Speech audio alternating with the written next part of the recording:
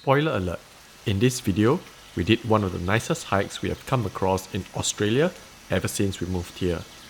This easily lands in the top 3 and it is none other than the famous Grand Canyon trek in the Blue Mountains. Being only an hour and a half away from Sydney, there really isn't an excuse not to check out this beautiful place if you're ever in the city. Watch on to check out our experience hiking this amazing trail.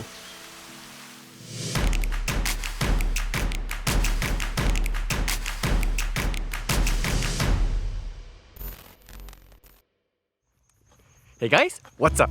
My name is Bernard and welcome back to another one of my vlogs. So for this video, we are once again back in the Blue Mountains. This is probably the third video already, and this goes to show how big the Blue Mountains actually is.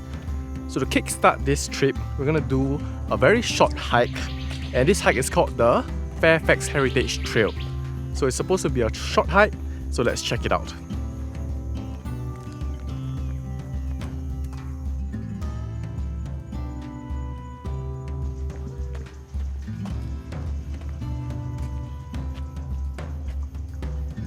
So after a really short and easy walk, we are here at George Phillips Lookout and we are greeted by these amazing views.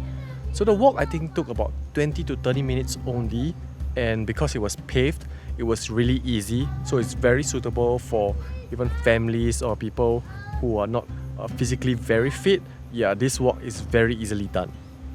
Okay, so after our small workout, we are back here at our campsite, and tonight we'll be spending the night at Blackheath Glen Tourist Park. So the last time I was in Blackheath area, I actually camped over at Blackheath Glen Reserve. Compared to this campsite, that campsite had no facilities apart from a toilet. Over here, we get showers and even a kitchen area. So yeah, we definitely went for something a little bit more comfortable this time. For the rest of the day, we just chilled at our campsite in preparation for our big hike the next day. Good morning guys, it's day 2 of the trip and we're up pretty early because it's time for the highlight of the trip. We're going to be hiking the Grand Canyon walking trek. According to many, this is a very popular one, so we're excited to check it out.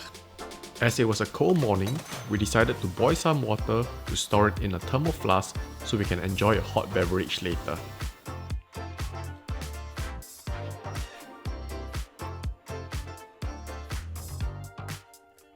Okay, so we are starting the trek with a little less than ideal conditions. It's foggy and it's drizzling a little, but we shall not let it discourage us. The weather forecast for later today is supposed to be good, so yes, fingers crossed.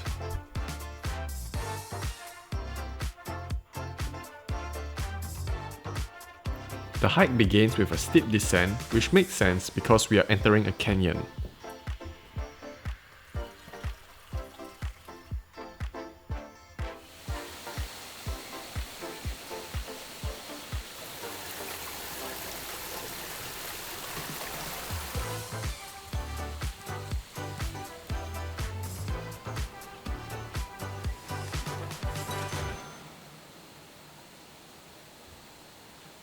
After about an hour or so of hiking, we were more or less at the bottom of the canyon and we decided to find a spot to rest and enjoy a cup of hot chocolate.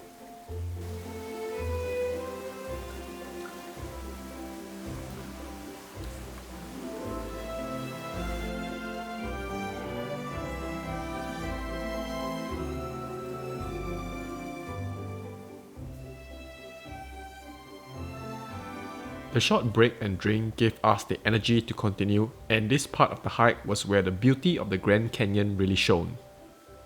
We were walking between these beautiful rock formations and with these magical and mystical vibes.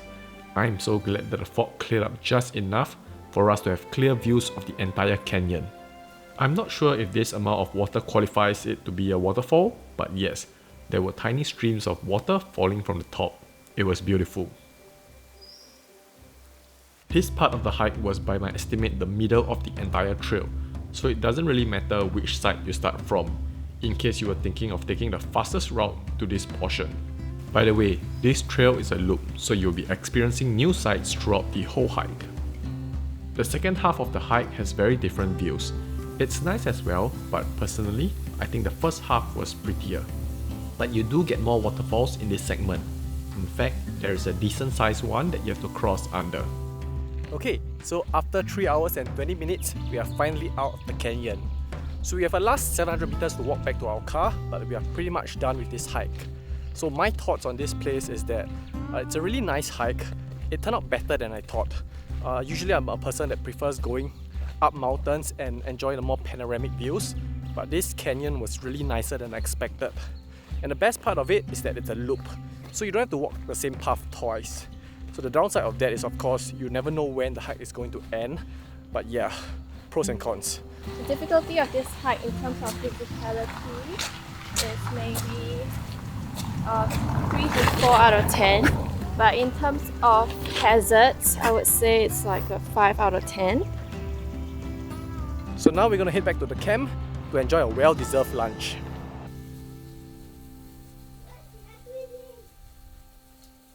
Okay, so our last agenda for the day and for the trip is to catch the sunset somewhere, and we are currently at Pupit's Rock.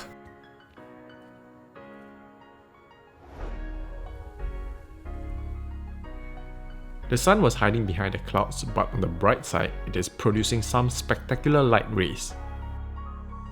Okay, so the views at Pupit Rock is quite nice and the light rays going on right now is amazing, but the views are kind of blocked by the trees a little, so we're gonna go check out another place which is just a 4 minutes drive away, which is Sunset Rock Lookout. So as the name suggests, that is potentially a better spot, so we're gonna go there and check it out.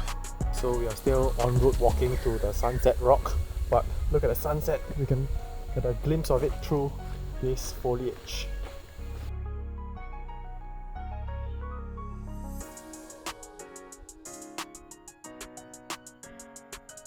Okay, so we arrived just in time to catch the last glimpse of sunset before the sun went down in a couple of minutes.